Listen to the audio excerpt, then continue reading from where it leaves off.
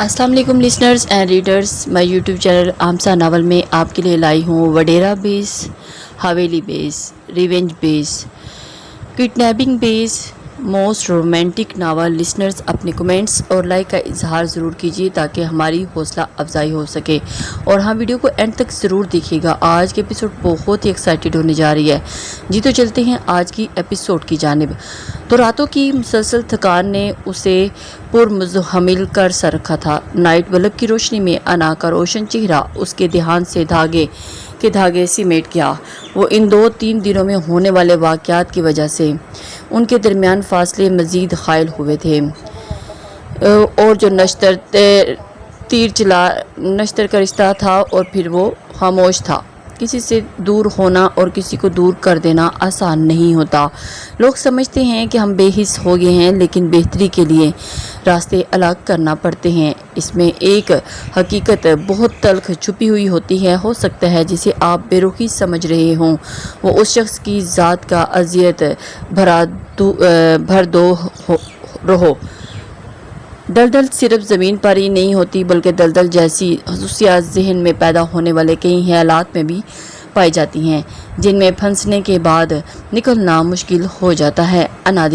अनादिल के चेहरे पर एक बेचैनी और इज़्तिराबी थी। उसके बालों में अपनी उंगलियों का सरसराता सा लम्स छोड़ते वो उसे जगाने लगा था। अना की आंखें उस तड़प खेज आवाज़ पे झट से खुली थी। साइड लैंप ऑन करते वो उठ बैठी थी, जबकि दिलहाम अभी भी घुटनों के बल फर्श पे बैठा था। अना का दिल सहमा कहीं एमरे को तो कुछ हो नहीं गया। एक सोच के आते ही उसके दिलहाम के कंधे पर अपना लरसता हाथ रखा।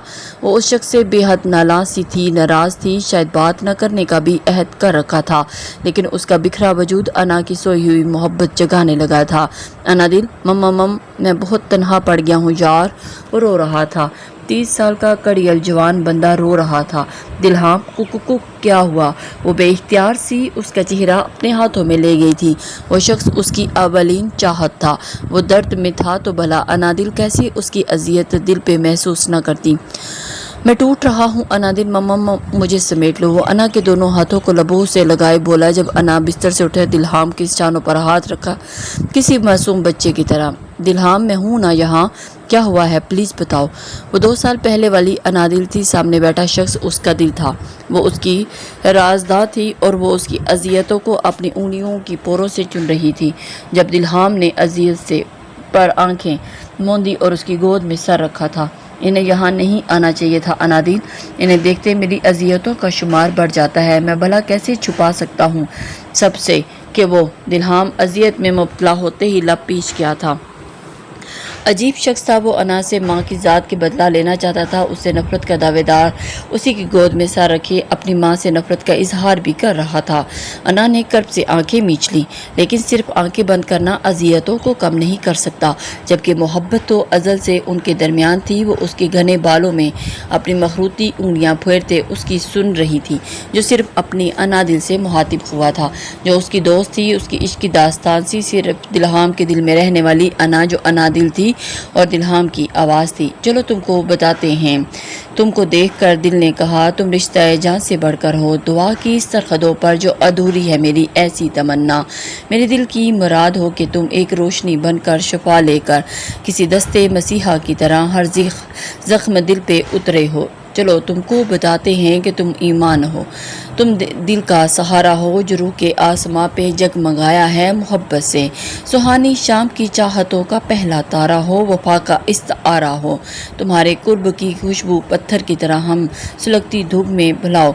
चलो तुमको बताते हैं कि तुम सांस हो हमारी, मेरी रूह रगों में जो सुर्ख रंग है, ये सब तुम्हारी मोहब्बत है। हर दर्द पे सकूं मेरा तुम्हारे हाथ की कहानी। चलो तुमको बताते हैं, चलो तुमको बताते हैं।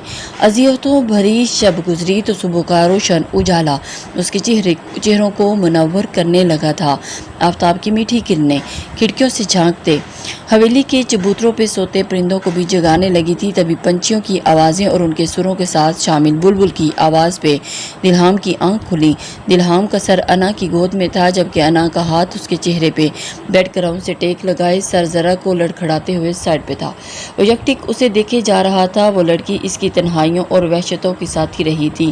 بیک وقت دو جذبوں کا شکار اپنے ساتھ بھی اسے بھی اذیت دے رہا تھا۔ وہ معصوم تھی، بے حد معصوم، بھلا اس سے زیادہ کون جانتا تھا کہ انادل کی دنیا صرف دلہام بخت تک محدود تھی۔ نفرتوں کے سفر کی ابتدا اس نے خود کی تھی اور دلہام نے عادت اور حالات سے مجبور ہوتے انتہا کی تھی۔ اپنے گزرے ماہ سال کی گنتی کرتے اس نے ایک بار پھر پلکیں موند لیں۔ اس کی کراچی سیکریٹ میں اہم میٹنگ تھی۔ وہ تاخیر کا شکار ہو رہا تھا، پر کلسمندی تھی کہ حد نہیں۔ انادل، اس کی گمبھیر آواز کمرے میں گونجی۔ انا نیند کی پریوں سے محو گفتگو تھی، بھلا کہاں سن سکتی تھی اسے؟ وہ اٹھتے ہوئے اس کی سنگ مرمر سے آراستہ کمر میں ہاتھ ڈالے بیڈ پہ سیدھا لٹا گیا، اور وہ اتنی نیند میں تھی کہ دلہام کے عمل سے اسے فرق نہیں پڑا تھا۔ وہ اس کی انادل تھی جس نے اس کے لیے رات کا پہرا اکڑ کر بیٹھنے گزارا تھا۔ تبھی دلہام کو بھی اس کی فکر ہوئی تھی۔ اس کے ماتھے پہ انجانی کیفیت کا لمس چھوڑے وہ فریش ہونے چل دیا۔ دلہام کے گم ہوتے ہی اس نے جھٹ سے آنکھیں کھولی۔ شب بھر اس نے اس شخص کی اذیتوں کو دل پہ محسوس کیا تھا، تو بھلا اس کے لمس کو پاتے وہ کیوں نہ جاگتی؟ وہ جانتی تھی کہ اب کی بار دلہام کی غلطی سنگین تھی تو وہ پشیمان تھا، پر وہ اتنی آسانی سے معاف نہیں کر سکتی تھی۔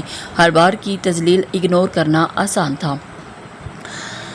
پیشانی پہ دہکتا ہوا لمس ابھی بھی موجود تھا، اور اس کا سامنا نہ کرنے کے لیے وہ کروٹ بدل کے سو گئی تھی۔ آرام دہ بستر کے میسر آتے ہی وہ پھر سے نیند میں ڈوبی، اسے پتہ ہی نہیں چلا۔ دلہام کے باہر آتے سب الرٹ ہو گئے۔ سر آرجے ابھی تک غائب ہے، اسے ڈھونڈ لیا۔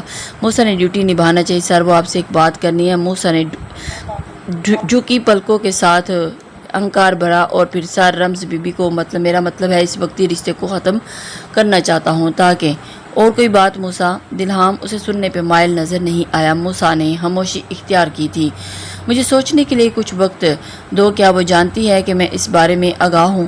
دلہام کی بات پہ اس نے نفی میں سر ہلایا تو وہ گہری سانس بھر کے رہ گیا۔ تم جانتے ہو نا کہ اس کے بعد میرا کیا فیصلہ ہوگا؟ دلہام نے سینہ مسلتے ہوئے اس سے نرم آواز میں دریافت کیا تو اس نے اسبات میں سر ہلا دیا۔ اوکے جاؤ اب۔ میں اسے رخصت کرتے حویلی کے سامنے بنے لان میں جا کے بیٹھا تھا، جہاں آج کا اخبار شاید اسے منتظر تھا۔ مختلف صفحے پلٹتے اس کی نگاہیں ایک منظر پہ جمی تھی، جہاں اپوزیشن نے اس کے سر اپنی پارٹی کو ورکرز کو ورگلانے کا الزام لگایا تھا، اور اس میں میرانی کا بھی بیان غور طلب تھا۔ وہ مٹھیاں پیچ کے رہ گیا تھا جب حویلی کی ملازمہ ہامتی کامتی اس کے پاس پہنچی۔ صاحب، وہ ایمرے بی بی۔ دلہام ایمرے کے نام پہ چونکا تھا، اور اس کی سوالیہ نگاہوں پہ گڑبڑاتے وہ ایمرے کی ہیجانی کیفیت کے بارے میں بتانے لگی، جو نرسز کو چکما دیتے کمرے سے باہر آتے ہر روم میں ارینے کو ڈھونڈتی توڑ پھوڑ کر رہی تھی، اور گھر کی خواتین بھی اسے سنبھال نہیں پا رہی تھی۔ وہ تیزی سے اندرونی حصے میں جا چکی تھی۔ انا، جس کی آنکھوں میں نسوانی کہکوں اور پھر دردناک داستان رمز تھی، تم ارینے ہونا؟ کمرے میں داخل ہوتے دلہام کے قدم دروازے پہ جمے تھے، جبکہ امراؤ جان، بی جان اور چھوٹی چچی بھی اسے سنبھالنے کی کوشش میں نڈھال تھیں، جو انا کو مارنے کو بار بار لپک رہی تھی۔ یہ ارینے نہیں ہے ایمرے، وہ کہاں مر کھپ کی کوئی نہیں جانتا، کہاں گئی؟ یہ انا ہے، دلہام کی دلہن انا۔ امراؤ جان اسے سنبھالنے کے لیے تیزی سے بولی، نن نہیں، یہ ارینے ہے، یہ میرا شاہ بخت نہیں، دلہام میرا ہے، مم میں اسے نہیں دوں گی۔ اس نے ہاتھ میں پکڑ کر کرسٹل کا ایک دم سے اچھالا، اور پھر دیوار کے ٹکراتے ہی کرچیا واپس زمین پر بکھر گیا۔ انا کی چیخ بے اختیار تھی۔ دلہام تیزی سے خواتین کے گھیرے میں ایمرے کو باہوں میں جاتے وہاں جانے لگا۔ شاہ بخت، تم آگے دیکھو، یہ ارینے دلہام بخت کی شاہ بخت سے حدرجہ مشابہت اس وقت شاہ بخت سمجھ رہی تھی، اسے گھسیٹ کر زبردستی ان کے کمرے میں لایا تھا۔ نہیں ہوں میں شاہ بخت، یاد نہیں ہے آپ کو مار دیا تھا آپ نے؟ شاہ بخت ہو اور دلہام بخت کو کوئی نہیں ہوں میں۔ آپ کا کون کہتا ہے آپ کا ذہنی توازن خراب ہے؟ ہاں، جھوٹ بولتے ہیں یہ ڈاکٹر۔ سچ تو یہ ہے کہ شاہ بخت کی قاتل ہیں آپ۔ اپنا سچ چھپانے کی خاطر پردہ اوڑھ لیا ہے آپ نے اپنی ذات پہ، لیکن میں جانتا ہوں ہر سچ جانتا ہوں میں۔ ارینے سے نفرت کرنے کے لیے آپ کے اعصاب بالکل صحیح ہیں، تو آپ اپنی اولاد کو کیسے نہیں پہچان سکی؟ آپ، وہ انا ہے، انادل، دلہام کی بیوی۔ آئندہ آپ اس کے کمرے میں نہیں جائیں گی، سنا آپ نے؟ آپ اسے نقصان نہیں پہنچا سکتی، آپ دلہام بخت کو ایک بار نہیں مار سکتی۔ दिलहाम की आवाज़ इतनी ऊंची ज़रूर थी कि एमरे सहम गई थी, जबकि आंखों में खौफ हलकोरे ले रहा था और दूसरी तरफ उसकी आवाज़ की शिद्दत और एमरे के रूप से डरी अना अमराव जान के गले लगते फूट फूट के रो दी। बस बच्चे, ये एक मिस हैपन था, परेशान नहीं होते मेरी जान। वो उसे ममता की मिठास देते खुद से लगाए तसल्लियाँ देने लगी थी। दिलहाम ने बाहर नौकरों का जुमे गफीर देखा तो दिमाग की रगें मजीद फूटने लगी थी। उसकी ज़ात का तमाशा उसने खुद लगाया था। एमरे को यहाँ ला के क्यों जमा है आप लोग? यहाँ कोई सर्कस लगा हुआ है क्या? शेर की धार सुनते ही सब वहाँ से भागे थे, जबकि उसकी निगाह का मरकज़ अमराव जान की पनाहों में छुपी अना बनी थी। वो मजबूत कदम उठाए उसकी तरफ बढ़ा था और बाजू के हल्के में लिए कमरे की तरफ बढ़ गया। जाएं आप। मुलाजमा को किरचियाँ समेटते देखकर वो फौरन वहाँ से निकली थी, जबकि उसे सोफे पर बिठाए खुद के करीब बैठा था। चोट तो नहीं लगी? दिलहाम के अंदर उसके गश खाने पे मजबूर कर रहे थे। वो नभी में सर हिला गई थी। क्या तुम आप भी मेरी अजियतों का शुमार कर पा रही हो? अरीने की धमकियाँ। मेरी माँ न चाहते बात मुकम्मल करने को दो अना दिल। न चाहते हुए भी उसका मिजाज तीखा हुआ था। मैं मज़ीद चुप नहीं रहूँगी दिलहाम बख्त, मुझे फ़र्क नहीं पड़ता आप और आपकी माँ क्या चाहती हैं, लेकिन मैं बार बार अपनी माँ की तज़लील नहीं सह सकती। हाँ की थी मेरी माँ ने शाबख्त से अंकल से मोहब्बत तो करते थे ना, उनसे मोहब्बत। अगर मोहब्बत ना बद किरदारी है तो फिर दिलहाम बद किरदार तो आप भी हैं। आपने भी तो अना दिलावर से मोहब्बत का दावा किया था। कहाँ गए वो दावे? शाबख्त बुज़दिल थे, अपनी मोहब्बत को सरखरू न कर सके तो आपने क्या किया? किसी गुनाह की तरह छुपाया इस रिश्ते को। मुझे क्या मिला आपकी ज़ात से बताएं। मैं तो अपनी शिनाख्त तक भूलती जा रही हूँ। यूँ बार बार मुझ पे हाथ उठा के आप अपनी अना की तस्कीन करने वाले एक टिपिकल फ्यूडर लॉर्ड हैं और मुझे आपके साथ नहीं रहना। अब थक गई हूँ मैं नफरत का ये बोझ सहते सहते। मुझे किसी का सामना खुद को या अपनी माँ को पारसा साबित करना नहीं है। माफ़ कर दें आप लोग हमें और मुझे अफसोस है कि आपकी माँ को देखते ही हमदर्दी नहीं कर सकती। वो बाकायदा दिलहाम बख्त के सामने हाथ जोड़ गई थी। वो गुमसुम होकर रह गया था और उसके अल्फाज नस्तर बन के दिल में चुप रहे थे। मुझे इस रिश्ते से आज़ादी चाहिए। दिलहाम बख्त बेआवाज़ निकलते आंसू सख्ती से साफ किए थे और वो उसके दिल पे छुरियाँ चला चुकी थी। और फिर ओके, उसकी हथेली धुंधलाई थी, जबकि स्पार्ट अंदाज में जवाब देते वो एक झटके से खड़ा होता वहाँ से निकल गया। दरवाज़ा बंद होने की आवाज़ पे अना ने सर उठाए हली हली कमरे को देखा और कमरे में उसकी चंद एक चीज़ें और कपड़े मौजूद थे जिन्हें वो सफरी बैग में ठोंसते बाहर निकलने लगी थी जब रम्ज़ और परिहान कमरे में दाखिल हुई। सॉरी भाभी, अभी मम्मा ने बताया एमरे ताई ने आप पे अटैक किया था, आप ठीक तो हो ना? रम्ज़ तेज़ी से बोलते उसके करीब आई। नामहसूस तरीके से अना का बैग उसके हाथों से फिसला था। हाँ ठीक हूँ मैं। मुख्तसर जवाब के बाद कमरे में खामोशी ने डेरे जमाए थे। आपको पता है परिहान की शादी हो रही है, आई मीन तो रीत की भी। रम्ज़ ने उसे शरारती निगाहों से देखा। परिहान की चिनपती शर्माहट भरी मुस्कुराहट को देखते उसके दिल को कुछ हुआ था। हमारे पास बहुत प्लीज़ इस वेडिंग को लेकिन इन फुल के आपने करवाना है। और फिर अना भाभी प्लीज़, क्या आप हमारी हेल्प करेंगे? Please please please. रम्ज़ की मोहब्बत भरी इल्तिजाओं ने उसके कदम कमज़ोर किए थे। वो जिंदा दिल लड़की अना की जंग में अपना सब कुछ हारी थी। वो रिश्ते जो उसे मुकम्मल मुयस्सर बिना आए थे। मैकानिकी अंदाज में उसका सर असबात में हिला तो वो खुशी से झूमती। रम्ज़ की निगाह उसके पाँव के करीब पड़े सफरी बैग पे पड़ी थी। मुस्कुराहट लबों पे सिमटी तो तफक्कर बड़ी सोचों का माथा सुलवटे नमोदार हुई। आप कहीं जा रही थी भाभी? रम्ज़ के सवाल पे अना का दिल धड़का था, जबकि रम्ज़ का सवाल सुनते दरवाजे पर जमे दिलहाम का दिल रुका था। हाँ नहीं, वो ड्रेसेस निकाल रही थी। शादी की मुनासबत से कोई ड्रेस ही नहीं है मेरे पास, वो भी की मुस्कुराहट से बोलते सामने देखने लगी। जब दिलहाम की नज़रों से तसादम हुआ था वो नज़रें चुराए रूम से अपना ज़रूरी सामान उठाने लगा, जबकि रम्ज़ और परिहान उनकी प्राइवेसी का सोचते कमरे से निकल गई थी। अगर आप ये सोच रहे हैं कि मैं यहाँ से नहीं जाऊँगी तो आपकी गलत फहमी है। मैं सिर्फ परिहान और रम्ज़ की वजह से रुक रही हूँ। यहाँ शादी होते ही मैं यहाँ से चली जाऊँगी। अना की बात सुनते दिलहाम के हाथ लैपटॉप उठाने को रुके थे और फिर उसकी बात मुकम्मल होते वो उसके सामने आए। आपकी मर्जी मिस अना दिलावर, आप अपने हर फैसले से आज़ाद हैं। ज़रा उसके सही चेहरे को देखते ही फिर से सामान उठाए कमरे से निकल गया। उसका दिल छन के टूटा था और एक बार फिर अना को रोकने की उसने नहीं की थी। अना की फसलें मज़ीद बुलंद हुई थी। वो जो गुजरी शब शिद्दत से हारा था, वो जो गुजरी शब खुद से पशेमान इन नफरतों की दीवारों को तोड़ने का तहिया करते हुए उसे कभी न कभी ठेस पहुंचाने का वादा किया था। वो मर्द था अना परस्त, लेकिन उसके अनादिल से मोहब्बत के इजहार पर कुचल करते उसकी अना किसी किस्म की नफरत लेके बेलगाम जज्बों पे बांध सकता था। वो अरीने से नफरत की दास्तान ख़त्म करना चाहता था। उसने अपनी माँ को हमेशा अरीने के नाम से चिढ़ खाया, छिन जाने के खौफ से मुब्तला रहते, एक्सट्रीम लेवल पे जाके हदूद तजावज़ करते देखा था। वो एमरे के नक्शे कदम पर चलने लगता तो क्या फ़र्क पड़ता कि मुस्तकबिल में भी वो एक ऐसे डर के आसे में मुब्तला रहता जिसका शिकार उसकी माँ थी। वो अपनी माँ जैसा बनना नहीं चाहता था।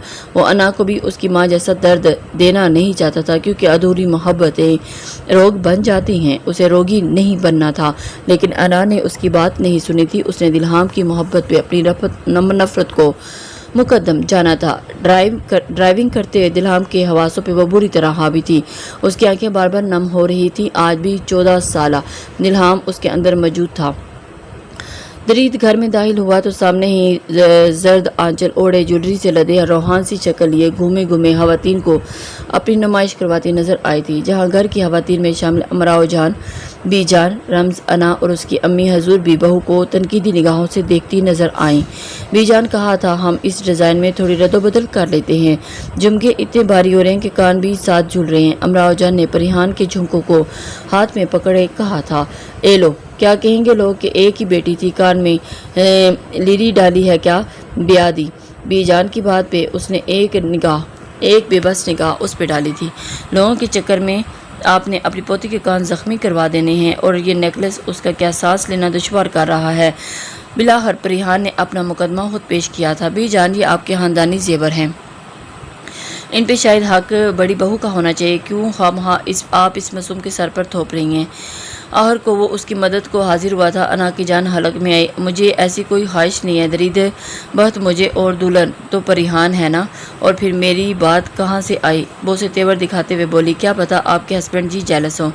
वो बुदू होते बोला था, मैं जानती हूँ दिलहाम के मिजाज इन्हीं में सादा ही अच्छी लगती हूँ। सो डिसाइडेड हुआ कि बीजान और ये परिहान ही पहनेंगी। कुछ ही देर की बात तो थी, तो फिर दरीद वक्त है ना संभालने को।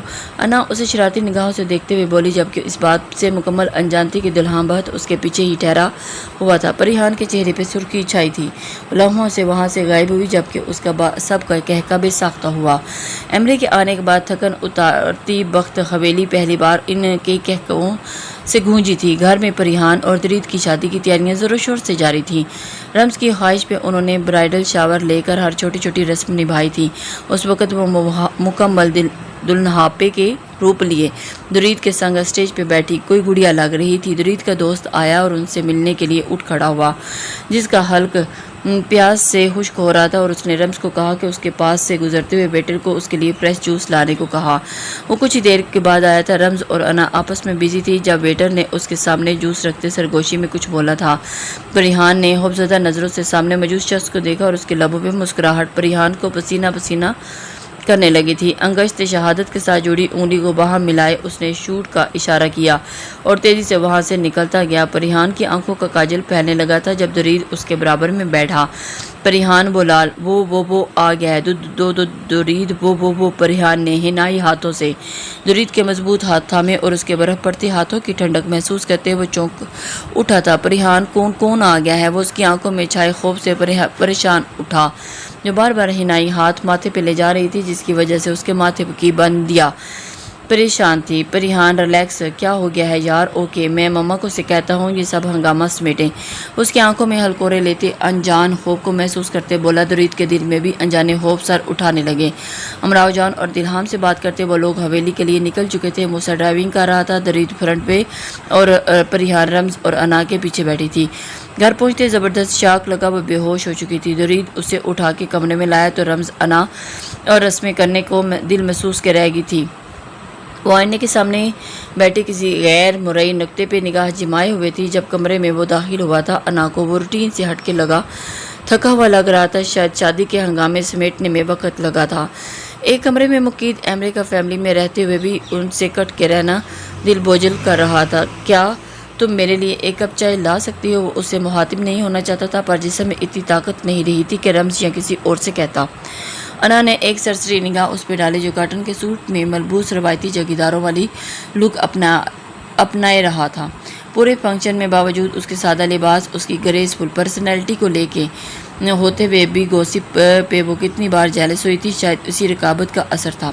वो जो नरम पड़ते ही बिना कोई बहस उसके लिए चाय बनाने के लिए उठ गई थी। लगे हाथ अपने लिए भी बना ली थी। वो दोनों मग लिए कमरे में आई थी तो वो उसे बिस्तर पर दराज अपनी कनपटी से लाता नजर आया। अना को उस पर तरस आया और वो देख सकती थी कि घर का बड़ा बेटा होने की हैसियत से उस पर कितनी जिम्मेदारियों का बोझ हो रहा है।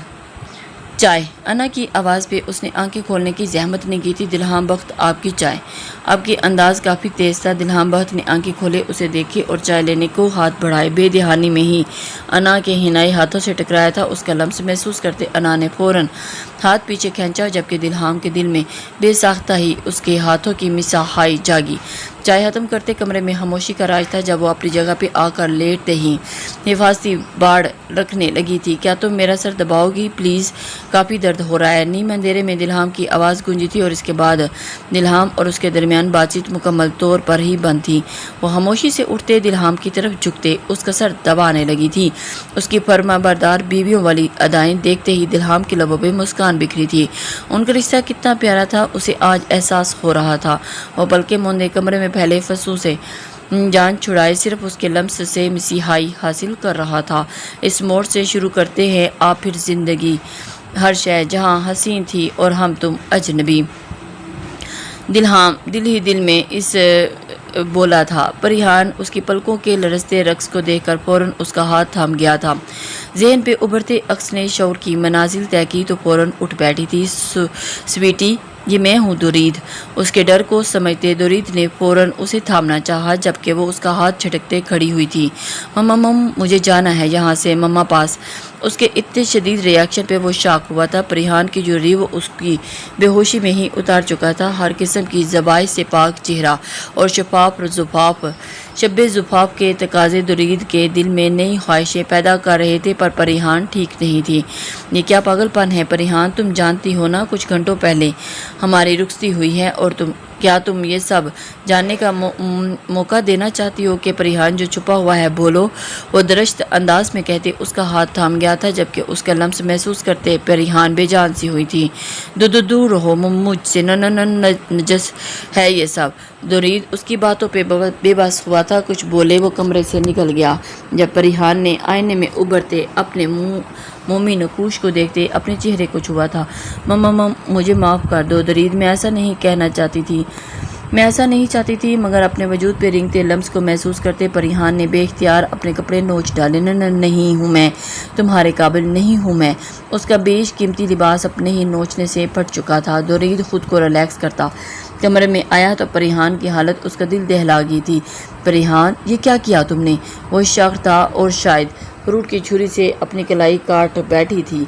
वो लौट आया। तुम तो कहते थे कि वो नहीं आएगा। दुरीद, तुमने झूठ बोला था ना, वो मुझे ले जाएगा। वो कोई नहीं तुम्हें लेके जाएगा। परिहान, मैं हूँ ना दिलहाम भैया, हम सब हैं।